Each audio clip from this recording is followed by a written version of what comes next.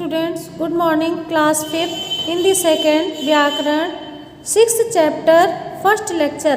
बेटा चैप्टर का नाम है क्रिया। क्रिया क्या होती है? सुबह से उठकर हम जितने भी कार्य करते हैं वो क्रिया के अंतर्गत आता है, उसको हम क्रिया कहते हैं। अब जैसे अपने माता पिता के साथ जैसलमेर घूमने गया, छुट्टियों में मैं अपने माता पिता के साथ जैसलमेर घूमने गया। वहाँ मैंने बहुत से दर्शनीय स्थल देखे। वहाँ मैंने एक किला देखा जो पीले पत्थरों से बना हुआ था और सूर्य की रोशनी से वो सोने की तरह चमक रहा था। और वहाँ मैंने ऊँट की सवारी की और ऊँट की सवारी करके मुझे बहुत मज़ा आया। इसमें बेटा आप लोग इस चित्र में देख रहे हो कि ये बच्चा छुट्टियों में घूमने अपने माता पिता के साथ घूमने गया और वहाँ पे उसको बहुत मज़ा आया, उसने ऊँट की सवारी की।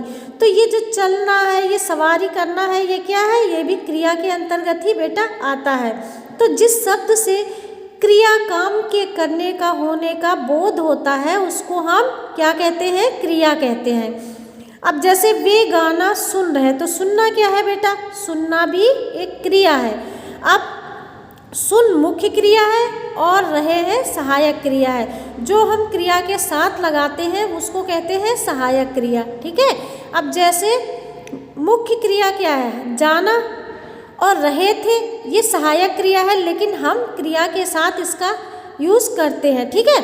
अब सहायक क्रिया मुख्य क्रिया के अर्थ को स्पष्ट करने और वाक्य को पूरा करने में सहायक होती। अगर हम लिख दें कि हम जा, तो उसका कोई मतलब नहीं होगा। रहे थे, हमें सहायक क्रिया इसके साथ लगाना ही पड़ता है और उसको लगाने से हमें पता चल जाता है कि ये मतलब शब्द पूरा हो गया, हम इसका अर्थ निकाल सकते हैं। ठीक है।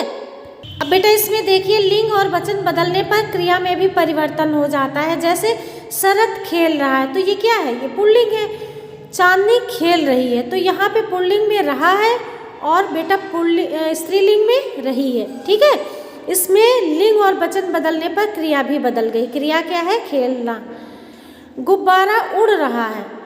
अब इसमें वचन के साथ भी क्रिया बदल जाती है। जैसे एक वचन है तो उड़ रहा है, और जब हम बहुवचन लिखते हैं तो उड़ रहे हैं। ठीक है। अब क्रिया के भेद, क्रिया के दो भेद होते हैं। एक होता है सकर्मक क्रिया, दूसरा होता है अकर्मक क्रिया। आपने अभी पढ़ा था सकर्मक क्रिया, जिस क्रिया में कर्म आवश्यक होता है और कर्म क्रिया का फल उसका प्रभाव पड़ता है, तो उसको क्या कहते हैं? सकर्मक क्रिया कहते हैं। जैसे राजीव फुटबॉल खेल रहा है, ये क्या है? ये सकर्मक क्रिया है। नमिता पुस्तक पढ़ रही है, ये क्या है? सकर्मक क्रिया है। अब सकर्मक क्रिया की पहचान हम कैसे करेंगे? जैसे क्या प्रश्न के द्वारा की जा रही सकर्मक क्रिया की पहचान है कि क्या उसमें होगा, तो उससे क्रिया की पहचान हो जाती है।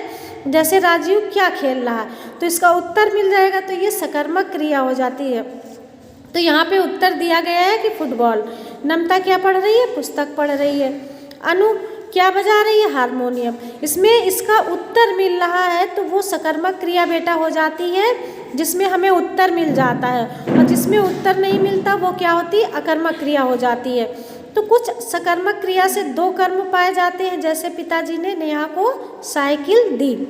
ऐसे वाक्यों में किसे और क्या लगाकर प्रश्न करने पर दो उत्तर निकलते हैं। पिताजी ने किसे साइकिल दी? तो नेहा को। पिताजी ने नेहा को क्या दिया? साइकिल। तो इसमें प्रश्न पूछा जा रहा है, उसका उत्तर मिल रहा, तो ये क्या है बेटा? सकर्मक क्रिया है। अब जैसे लेना देना, खाना पीना, पढ़ना लिखना, ये सब क्या है? ये सकर्मक क्रियाएं हैं। अब बेटा आप लोग अपना होमवर्क नोट कीजिए। ये क्वेश्चन आपको अपनी फेयर नोटबुक में लिखना है। क्रिया किसे कहते हैं? जिस शब्द से किसी काम के करने या होने का बोध हो उसे क्रिया कहते हैं। ये नोटबुक पे होमवर्क में लिखिएगा और लिखने के साथ साथ लर्न भी करना है। अगला लेक्चर कल पढ़िएगा। Thank you class.